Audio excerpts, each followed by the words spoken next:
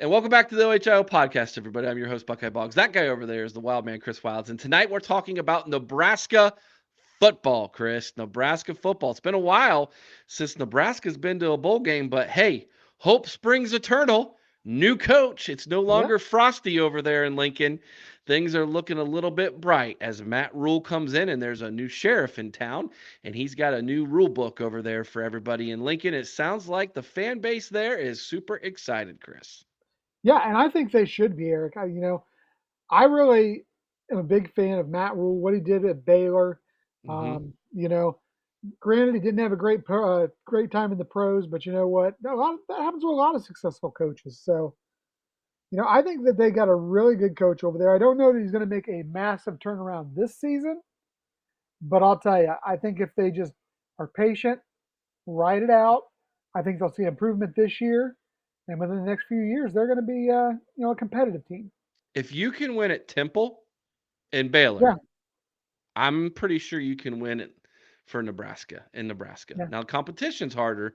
That is true. But then also, everything is at your disposal to be successful there. So let's jump into the history and how that went last season for Mhm. Nebraska. Interesting season it was indeed. Of course, they came into the season with high expectations, as always. That seems to be what everybody always wants. And so 7.5 was the over under that came out of Vegas. They were thinking they were going to be a bowl team. That's not how things went last year. Of course, last season was Scott Frost last year as he was fired pretty early on. They lost a terrible game to Northwestern in Dublin, Ireland. Had the game won, came back, beat North Dakota, then lost to Georgia Southern, and that's when you pretty much knew Scott Frost was done. Lost to Oklahoma, got absolutely blitzkrieg there. Then they won a couple Big Ten East opponent games at Indiana. I don't know who Indiana is, but Indiana and Rutgers. Then they went on a terrible losing streak. Purdue, Illinois, Minnesota, Michigan, Wisconsin, before somehow winning at the end of the year against rival Iowa. You predicted 8-4. I predicted Yeah, 6-6. That green check mark should be an X. We were actually the green check mark is because I was right in the fact that they were under under. 7.5. So I did win money on them, even though they were even worse than my prediction of 6-6. Of course, the capacity at Memorial Stadium is 85,458. Their all-time record in Nebraska is a really good 912 wins, 417 losses, 40 ties. That bowl record, 26-27. That's a lot of bowl games that Nebraska's played in there. And a conference titles, 46, all of which were in previous conferences. They've yet to win a Big Ten title, but 46 conference titles. Chris, your thoughts on how things went down last year in Lincoln and Scott Frost, the end of Scott Frost era in Lincoln. I was really disappointed, Eric. I really thought that Frost could do something in Lincoln. Um, I looked at their schedule last year and thought, there's no way this should not be a bowl team. No way this team with Penn State and Ohio State not on their schedule should not have had 8 wins. But you look, losing to Georgia Southern, then being shellacked by Oklahoma. I got to feel like Tom Allen and Greg Schiano and Kirk Ferentz are all wondering what happened that we lost to these guys, because that team that lost to Georgia Southern and like I said was shellacked by Oklahoma should have been a team that didn't win a game the rest of the year. Yeah, and that was not a good Oklahoma team. So, No, it really was not. mm-mm. So Well, let's see what the experts think. We've got the Scully or the Sully Scoop with us from Nebraska. A great group of guys. You're gonna love these guys, Chris. These guys are yeah, fantastic, they're man. great. We as we record this, we spoke to them the other night. They are awesome. You're gonna really enjoy this. So check this out, everybody. Like incredibly in depth, unless there's one where you're like, no, listen, I need to take some time on this one, and then we totally get it. So no big deal. All right. All right, guys, and as you can see now, we are joined by the Sully Scoop podcast guys. These are the Nebraska partners and big banter that we have brought on. And you can see B-Sol, T-Sol, J-Sol. Yeah, they're all brothers. How about that? And they're not just Nebraska brothers. These are real brothers. So we're looking for some fights, guys. That's what we're looking for on this episode. But we're going to preview the Nebraska Cornhuskers now, guys. And so let's just dive right in tonight, Chris, with these great guys. I love their podcast, by the way. Let's start here. I want you guys, and this is not on purpose. I'm not trying to. I want you to sum up for us as Nebraska fans what the Scott Frost era was like for you guys. T-Sol, I'll start with you. You're in the middle. All Sum up the right. Scott Frost era for me. It's an easy answer. You got to roll of used toilet paper. It's pretty much what it comes down to. All right. He just that quick. Really B-Sol? descriptive. Yeah, B-Sol, what do you think? I mean, it really just felt, guys, come on, the wheels fell off here. It's a guy, he came home, everybody thought it was a match made in heaven. It didn't work. It really was a letdown, I think, on both ends here. And I think when he realized it wasn't going to work, I think that's when you saw him kind of mentally check out, probably, I don't know, maybe towards the end of that 3-9 season where everything's going wrong, the team's snake bitten, and then you come out the next year and you onside kick against Northwestern up, you blow the game, and he's like, okay, well, this is just, he didn't have an answer for anything. He went into halftime without making any second half adjustments. It just, every week it was the same story. And so it just felt like towards the end, he kind of checked out. J-Sol, you agree with the sentiment, or you got something else to add to that? I mean, it's pretty much just like that. I mean, it was a lot of hopes and dreams. I mean, we would get our hopes up in the off season, and then by week one, we're looking forward to another off season coming up because he couldn't get it done, couldn't get the wins, and it just like it piled on. I mean, we were happy to get him at first, which is Sure. tough. Changed UCF around, and then comes there and couldn't win a game. I mean, if anything could go bad in the fourth quarter, I mean, you already knew we'd be winning in the third quarter. It's like, well, this game we lost. It was just everything would fall off. Yeah. Chris, got next question, buddy. All right, now, guys, uh, for me, I really love the Matt Rule hire, but I want to know what you guys, as Nebraska fans, think of the Matt Rule hire. Do you like this? Why or why not? Let's start off with J Saul. I mean, so I'm going to come in hot, and you guys are probably going to like this. You might hate it. I wanted Urban Meyer. I want to flip the switch quick. He's done it at other places. I wanted Urban Meyer. Now, do I like what Matt Rule has done? I mean, we're moving up in the recruiting rankings for season, so I do like it. And he got us on the watch list for Dylan Raiola, which Scott Frost just overlooked when he's a legacy coming there. So it was a good opportunity to go after him. I mean, we stood no chance at him if we're all looking at it clearly. But, when I started drinking the Roulade, I was all in for it. I mean, we should have never been on his board in the I love it. The Roulade. B Saul, your take. Yeah, I think of the three of us, I've probably been the biggest Roulade drinker on this out of us three. Listen, Matt Rule didn't work out in the NFL, and I know J-Cell points at that. Different animal than college football, and I really feel like he's kind of the right guy for the job. I mean, you saw when he went to Baylor from Temple, he took over a decimated Baylor program. And just with all the scandals and everything and all the sanctions that were put on Baylor, and for him to really have one bad year at Baylor and out of three, and it was that first year, he's coming into a Nebraska team that I don't feel is as far off as everybody thinks. I think they have some talent there.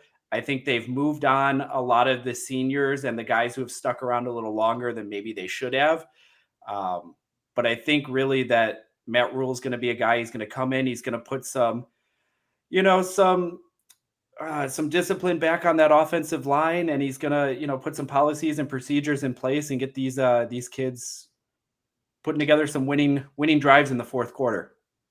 All right, well, B Saul, hold your head high because Urban Meyer, Nick Saban, Steve Spurrier, none of them worked out in the NFL either. T Saul. Your thoughts? My thoughts are like this. All right. With Scott Frost, I dove in before we had even played a game. And then, he comes out game one and we lose to Troy. And that's when I regretted it instantly. But with Matt Rule, I stuck one leg in the water and I'm like, I'm not trying to get too deep yet. I want to see what he does on the field, but recruiting picked up right away because, we had a phenomenal month of June in recruiting. And then now, he's all over Lincoln. He's posting pictures with families, with businesses. So he's getting the people locally to buy into him because he has no Nebraska ties. He's a Penn State boy.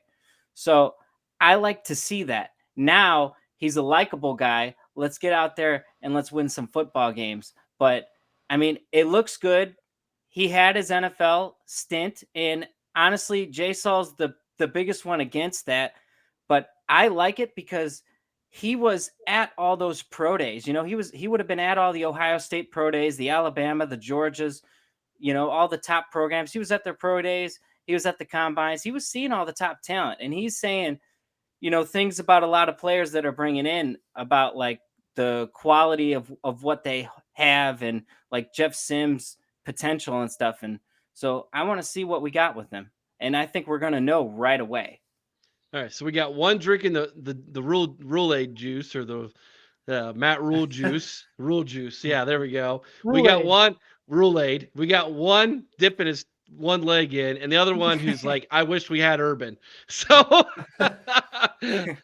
not a bad. You gotta have the full what, though? There's spectrum still there. days I wish we had Urban, Eric, but I that's for know another it. show. I know. Well, there is a unspoken wink, wink, nudge, nudge around Columbus that if Ryan Day were to leave before the season was over for an NFL job, it would be Urban that they would bring back to finish off the bowl game. So Yeah, I could see that. yeah. So and then who knows after that what would happen. So, all right, next question, guys. Good stuff here. All right.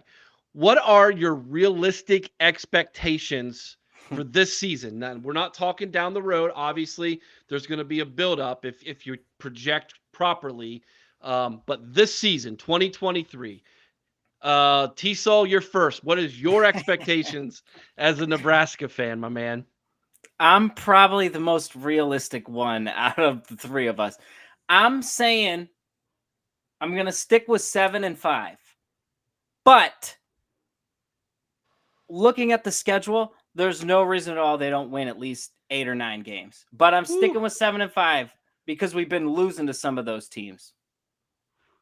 Okay, that's quite a Well, turnaround. I want to break out that schedule, Eric. I want to take a look at that.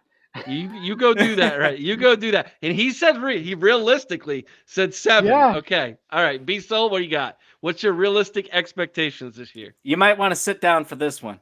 Okay. Okay. Again, like I told you guys, I've probably been the one who was all in on Matt Rule just from the get-go here. And just the more as things have unfolded in this, as Jay Sell called it, the wild, wild west for the Big Ten West here, I don't see there's any reason that this team can't win the Big Ten West. And honestly, at 9-10 wins, I think is very doable when you look at the schedule. You got a ton of teams with new head coaches, ton of teams who lost a lot of what I would call program staples for years. Mm-hmm. I think the season either is going to start on a high note here. You open against Minnesota, and Minnesota now is replacing their offense here. Tanner Morgan's gone after what feels like an eternity. Mo Right. Abraham's gone. PJ Fleck's a good guy, but how's he going to change things over with a brand new quarterback and basically a new offensive scheme and identity here? Okay, so let me get this straight, B-Sol. Your expectation is you're heading to Indy. If you don't head to Indy, you're basically saying Matt Rule has not reached your expectations. That's what you're saying. I would agree with that. Yes. I'll put my stamp of approval on that. Wow. Okay. I wanted to make sure. Now, because everybody laughs at this, but when you look at it, I mean, okay. So I think beating Minnesota week 1 is realistic. Then we go and we play Colorado week 2. Colorado, again, Deion's come in. He's used the transfer portal. Colorado was a bottom 5 team in all of college football. How much did he really change that? How many undisciplined players are still going to be there? Again, Nebraska was undisciplined, but I'm kind of hoping for that. So I think that should be a good game. Then it's Northern Illinois, Louisiana Tech. We could realistically be 4-0 having Michigan come to town. I'm all for that because you guys know how much we love to hate that team you're playing in week 5. I mean, we don't even mention their names around here. So I'm all for that. A couple years ago, you guys broke our hearts a little bit with that because you had them on the ropes. And these two keep making fun of me, but we are an Adrian Martinez fumble away from, we would have beat Michigan here the last trip they came to Lincoln. So why not again? Yeah. Well, I was going to ask Jay Saul, but he bailed out. I think that answer just really made him. Okay. Well, we'll give Jay Saul a minute here, but okay. Chris and we're going to drop our predictions next week when this post is the magic of recording goes. We're recording this on Monday, the 24th. This thing will be dropped 8 days from now. Okay. When we drop those predictions, I know B-Saul, you're going to be mad at me. No, I don't take anything personally here. It's sometimes you gotta drink your roulette with the cup half full. Okay. Jay Saul's back. Jay Saul, what is your expectations in 2023? Please don't tell me you think you guys are going to Indy. Well, let me just start you. I am not that delusional. All right. He thinks Pasadena. I might be having technical difficulties right now, but I'm not that delusional. Listen, okay. If we don't make a bowl game, I'm on the fire rule train right away. A bowl game. Right away, that's what I want. Listen, I don't even think we're going to win week 1 against Minnesota, but if we don't win week 2 either, we could have had Deion. If we lose to Deion, which was Colorado was a worse team last season, he came in, he said he'd bring in his bags and they were Gucci, He lost more guys than he has brought in. If we go ahead and we lose to that team, I am already on the fire rule train. But he needs to make 6 games for me to be behind him. Okay. You sound like the most realistic one here, Jay Saul, out of the 3 brothers there, because can Nebraska get 6 wins and make a bowl game? Sure. Yeah. I can find you 6 wins on that schedule. Now, realistically, will you? There are some coin toss games on there, man, for you guys. And law of averages says eventually all of those games that you somehow lost, you're going to eventually start to win, right? Now, does Matt Rule make the difference in that is the question. I tend to think that it's a good possibility because one of you, I think it might have been B-Saul, talked about how quickly he turned around Baylor. Mm-hmm. Yeah. He's got some of that in his DNA to be able to do that. And winning's interesting because as soon as you win a couple, the momentum starts to build. All of a sudden you believe in yourself. And when you get in those close games down in the 4th quarter and something bad happens, you can flip a switch and say, we're going to make something good happen now. Going to make it happen. And so it'll be interesting to me if the negativity of Scott Frost lingers in Lincoln this year, or did he do a good enough job of cleaning that out, sweeping that out, and start from a fresh chalkboard here on beginning of the Rule era. So that is kind of what I'm looking for. And I think those first 2 games, like you said, Jay Saul, you need to win at least one of them. You need to win, and preferably I would say you probably want to win against Minnesota since it's in the West, but you need to win at least one of those 2. If you go 0-2 to start the season, you're going to have people saying, "Hey, it's not going to work. You're going to get the J Sauls out there. Kick them out of town," right? Chris, what's our next question, buddy? Well, Eric talked about negativity. Now, let's talk about negativity for a minute. Why? why do you guys hate Iowa so much? What did Iowa ever do to you? Come on. So let's start B-Sol. Oh, And we may be I poking the Iowa versus Nebraska banter here because we just had them on last week. But go ahead. I say good. now here's the thing about the Iowa football team is I don't think Kurt Ferentz has a job at another Power 5 school as long as he has, if it's not Iowa. I agree. He has been just the epitome of mediocrity. You know what you're going to get every year. And listen, we, as Nebraska football, we have hit rock bottom. We know what that feels like. And it feels like Iowa football. We can come in and out and we can expect just the bare minimum. I mean, it really doesn't feel like we've had the opportunity to kind of kick back at them after Scott Frost and really Mike Riley kind of started this downtrend. Even Bo Pelini didn't have a lot of success against Iowa, but the Iowa, all of the Iowa fans continue to just talk and mock, and they keep saying, well, we're the better team in the plains here. We're the team that everybody wants to be, and nobody wants to be there. Listen, you guys get it. We know what a national championship feels like. It doesn't feel like beating a team once in a blue moon. And while Iowa's beaten us the last couple times they've had our number, that's going to change, and we all know that. I mean, Kurt Ferentz should have let his son go, but he's trying to keep Brian Ferentz in the program. That way he can take over when he retires, and Iowa will have another 40 years of mediocrity. I think you're giving Brian Ferentz too much credit, giving mediocrity, man. All right, T-Sol, your take. All right, my take. I'm gonna first have to disagree with B-Sol. He's talking that Bo Pelini didn't have success against Iowa. I don't think Bo Pelini lost to Iowa. See, that was the thing.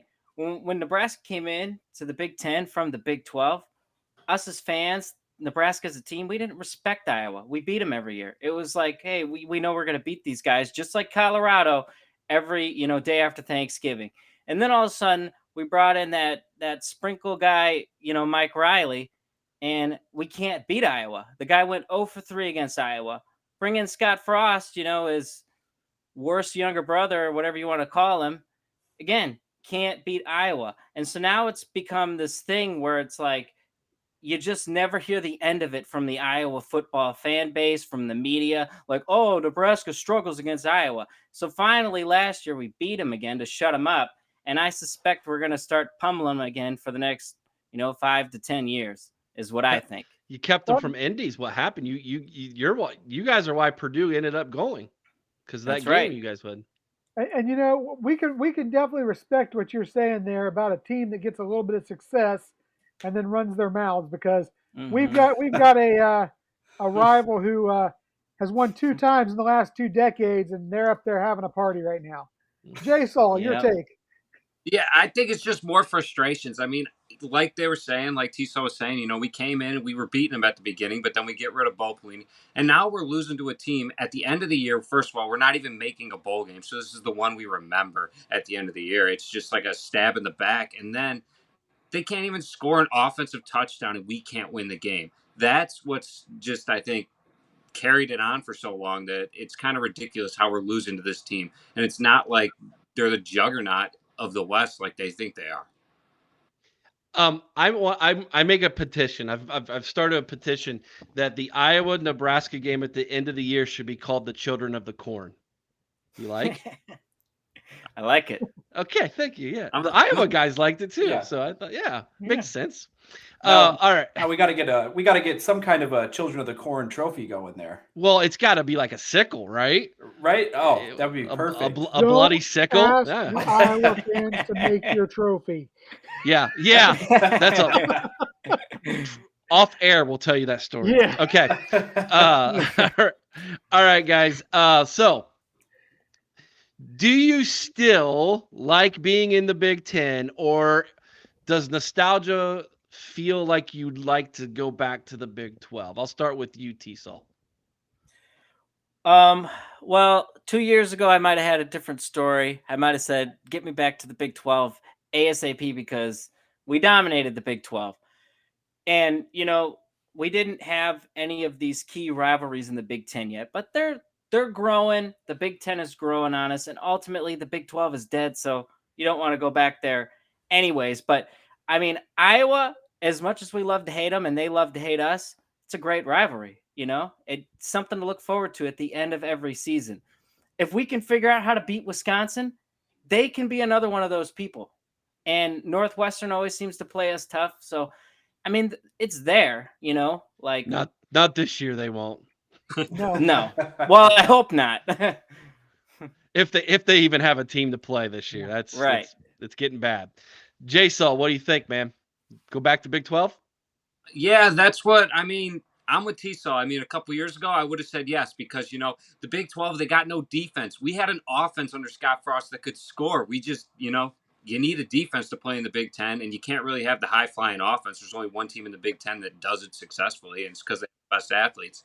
That I mean, when we could score on offense, but we couldn't stop anyone on defense. To where the Big 12 made more sense for the Huskers in the Scott Frost era, especially. But yeah, now the Big 12 is they're absolutely dead. You don't want to be compared to a UCF now, a Cincinnati. These guys were mediocre, a BYU, and now they're coming in to where it's Houston. Even you can't be in there anymore. That it's kind of fallen off, and the Big Ten is grabbing all these teams, and the media market is there, and you're going to have more revenue, which is going to bring more players and more recruits in. So I think it's a better opportunity to be in the Big Ten today. All right, B-Saul, you gonna make it 3 for 3 for the first time on a question? Yeah, I honestly think sticking around in the Big Ten, especially today with all the changes that they're making, is the best move for Nebraska. You go back a handful of years ago, back when Mike Riley first took over, and he started this alleged pipeline, the Calibraska, where it was California kids coming to Nebraska. And it was something that fizzled out and didn't really happen. And you guys actually have one of the old Calibraska players in Tristan Gebbia on your bench right now.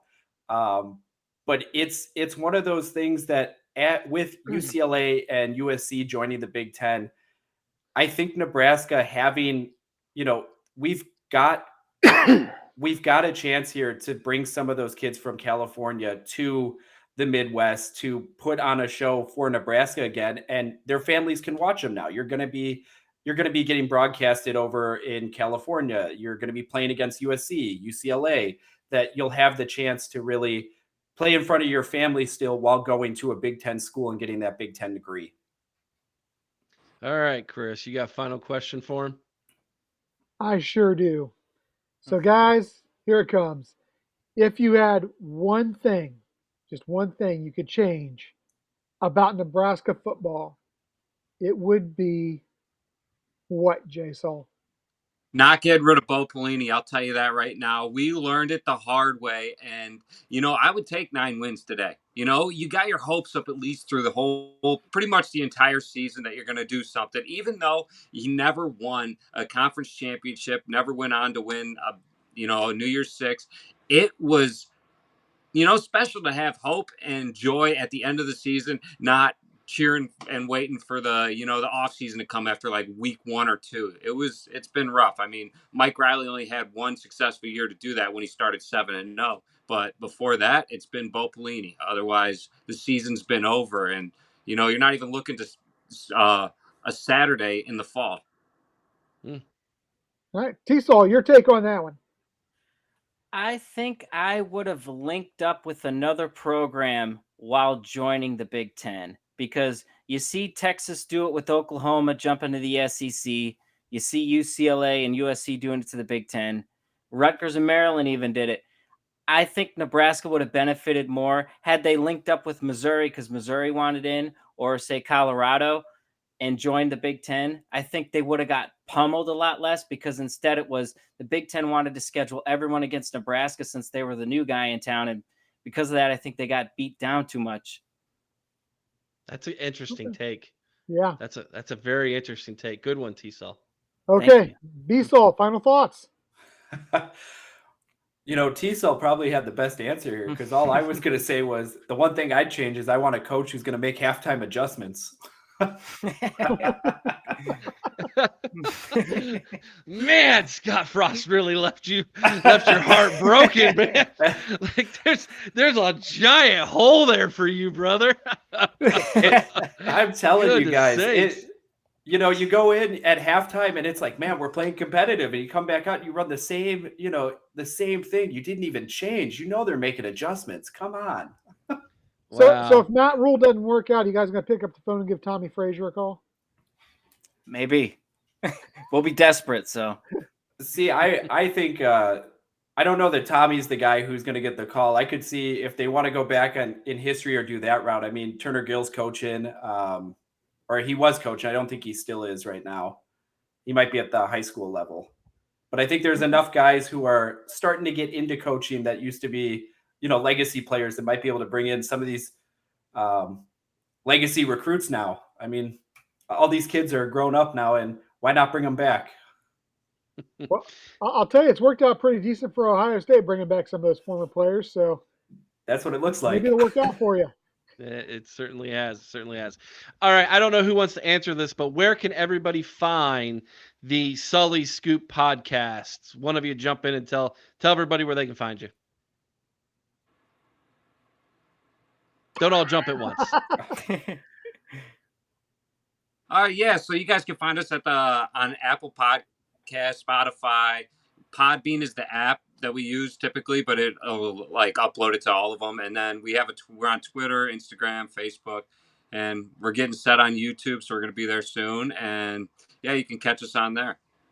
Awesome. Now we won't have these guys back on this year unless we meet them in Indianapolis, in which case I will apologize publicly to B-Sol. At that point, I will.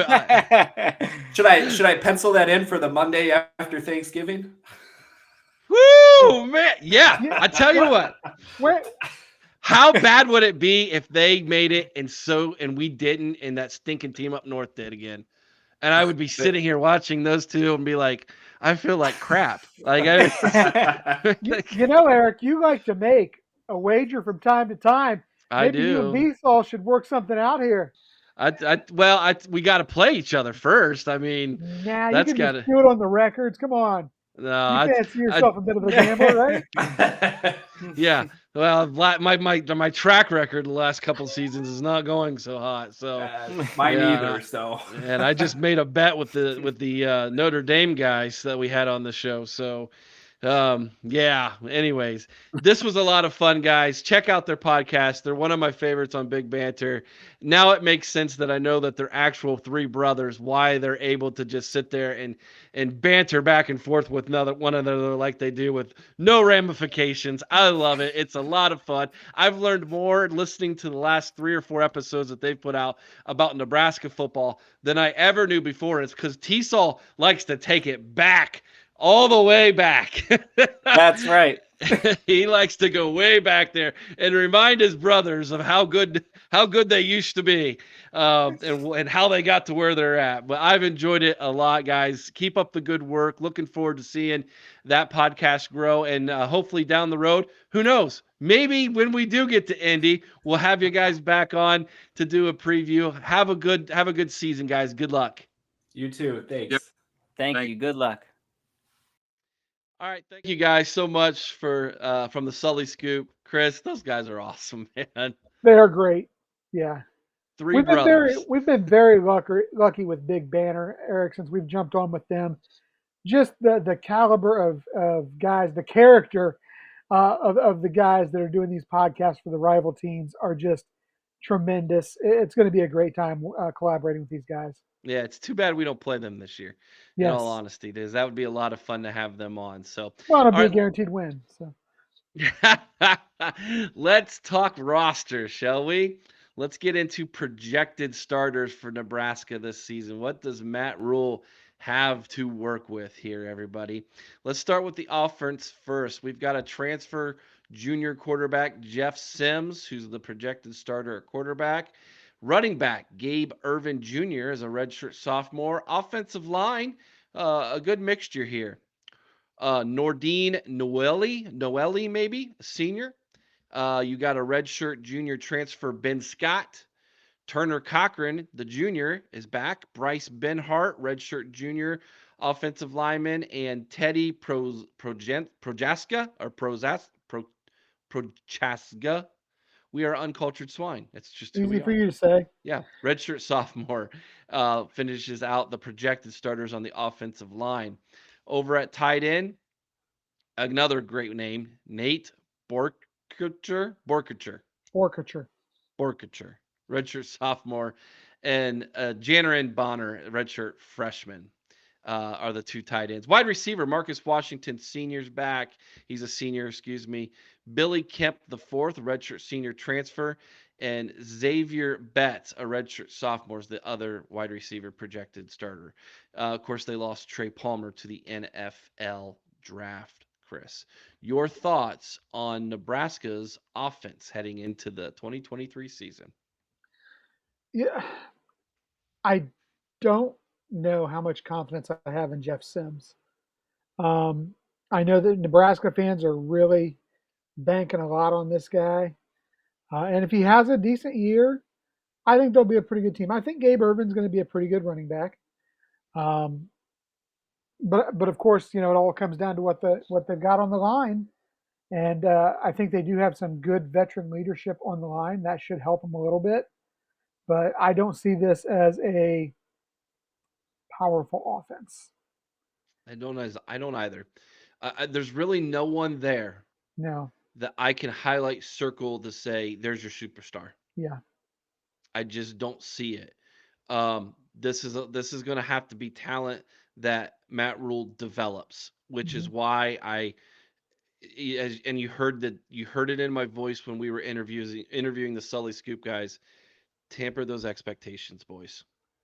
and they've got some expectations. Gonna want to bring them down slightly looking at that roster. Just saying. You might surprise me, but I do not see a 10-win team there, boys. I'm telling you that No, right now. All right, defensively, let's flip it over to the defensive side of the ball here, Chris. So up front, Ty Robinson, the redshirt junior, is back. You have a couple transfers. Prince Will Umanmelon. Sure, that sounds right. He's a freshman. Cameron Lindhart is another freshman. Of course, Mathis Ocon, I think maybe is how you pronounce that. He's in the NFL now as well. Linebackers, Luke Reamer, senior. He's a good one. yes, he is. MJ Sherman, he's a transfer senior. Nick Henrich as a redshirt junior, and Isaac Gifford is a junior. So they got pretty good linebacking core. I think that's the strength of this defense. And Luke Reamer's he's a good one. Cornerbacks, Quentin Newsom's a senior this year. He's another good one. Malcolm Hartzog, the sophomore, is projected to be the starter. And then again, two more transfers at safety. Omar Brown and Marquise Buford Jr. Transfer in. Kicker Timmy Bleekrod, and Brian Bushini is the punter. He is a junior. I like their cornerbacks, and I like their linebackers. I feel that this is a decent defense, Chris. I think it's better than their offense. Mhm. How My question is depth. How well are you going to hold up in a 12-game season and a very physical Big Ten?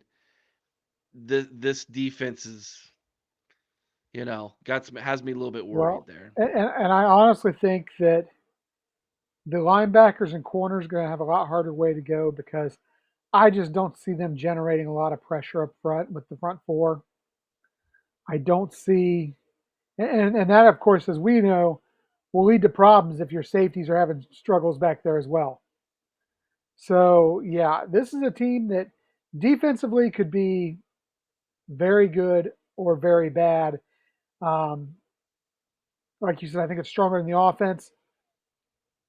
I just don't know. I mean, I can't actually say that I'm very confident in it, though, without having some real depth and talent on that front four. I agree. I agree. Let's take a look at their schedule, Chris. This is also where it can get pretty interesting here. Um, now Vegas says 6.5. That's where the over under is. I feel like this is totally pulling at the Sully scoop in the Nebraska fans on taking the over. I feel like this is a ploy on them. Like Vegas is just sitting back going, I dare you. I dare you to Yeah, take the over. Let's see if we can't find 6 wins on this schedule, okay? At Minnesota. Coin I don't think toss? so. I don't think so just because it's at Minnesota. If this was a home game, I'd give them a coin toss. But at Minnesota, I think it's going to be too much. At Colorado. That one I'm going to give him a coin toss because Dion's brought in some really talented young players, but he's going to have very little depth because he's had more people transfer out than he's brought in. They need to win one of those first 2 games. Like I told those boys, you do not want to go 0-2. This fan base could turn on them quick. Now, Northern Illinois and Louisiana Tech, those should be W's. Louisiana Tech is sneaky good, though, Eric. That still should be a W. It should be You're a at big. home. You're a bigger school. You got better players. You got the better coach. You need to win that football game. Yeah, they should have won Georgia Southern last year, too. I understand that, but they were also under Scott Frost then. Agreed. Versus Michigan, that's an L. Yeah, At Illinois, I feel that's an L. I do too. Bye week versus Northwestern, That could that's be a a win. win. Versus Purdue, we don't know what We Purdue's don't know what got. Purdue is. This But could I be a will win. say this. I think Purdue has more talent defensively up front and could give them a run for their money defensively. Can they score with the ball? I don't know. The last 4 are tough. At Michigan State versus Maryland, at Wisconsin versus Iowa. Maybe at Michigan State, depending on the momentum you're carrying off of the Yeah, Purdue, those last three, I Northwestern think, Purdue. are all L's. So if you can win either Minnesota or Colorado, that's 1. Northern Illinois, Louisiana Tech, that give you 3. Northwestern gives you 4. Michigan State I'm only gives you 5. I'm thinking Purdue they can get 5. I think Purdue for them might be easier than at Michigan State just because of location. Could And be. again, we don't know what Purdue's going to have. Right. That's the big question mark in the West. I got them at 5 and 7. Chris, you got them at 4 and 8. Yeah. You're telling everybody to hammer the under. Hammer the under. Absolutely. Chris says And, hammer the and under. again, I think that this is a team that in the next couple of years is going to be a lot better. But Matt Rule has to have time to implement his program, get his recruits in, and get everybody on the same page. All right, let's see what Brandon Jensen has to say from Big Banter. What does he say to do with your hard-earned dollars? So I'm Brandon Jensen, lead betting analyst at Big Banter Sports. Glad to be on the show. So we'll go over to Wisconsin, 8.5, over at -128, under at +104. Tanner Mordecai comes in from SMU, pairing it with Phil Longo's air raid style. I don't think Wisconsin has seen this kind of offense in a while. Returning Braylon Allen and Chaz Malusi in the run game, this is going to be a fantastic unit. Jim Leonard's gone. The defense is not going to be as stout, but I think drawing Ohio State from the East in Madison is going to be a potential game of the year for the season. I think this might be one of my favorite bets. I'm going over. I think Wisconsin flirts with not just 10 wins. I think they flirt with 11, and I think they win the West. I'm a big Fickle guy personally, and I think he does start off running and getting the job done in Madison. All right, thank you, Brandon. Chris, final thoughts on Nebraska. Husker fans, just keep the faith. I don't think it's going to happen for you this year, but you know what? I believe you've got the right guy at the helm. Just give him time, let him develop the program. I think it's going to be all right. Okay, I'm going to put you on the spot because it's obvious that you're a Matt Rule fan. You're drinking a little bit of the Rule-Aid Rule-Aid. as the Sullys are. Is he better than Jim Harbaugh as a No, coach? not right now. No, take rosters out of it. Just as a coach.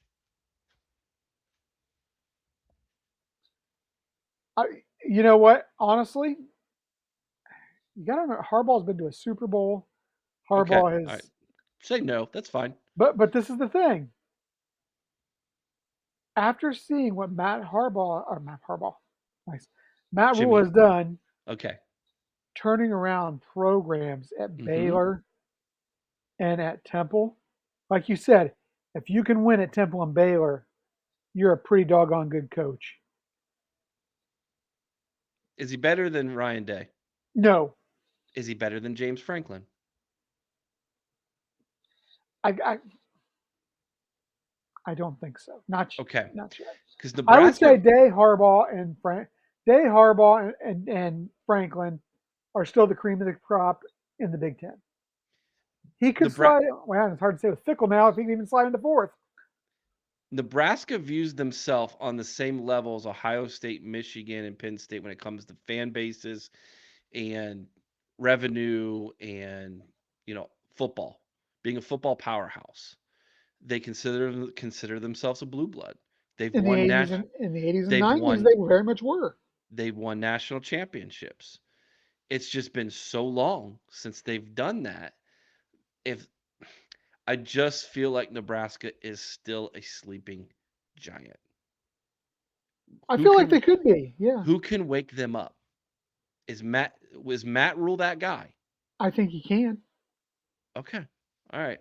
Like I Because said, that I'm not ready to put him in that top tier of the Big Ten yet, but I think he's got the potential to be there.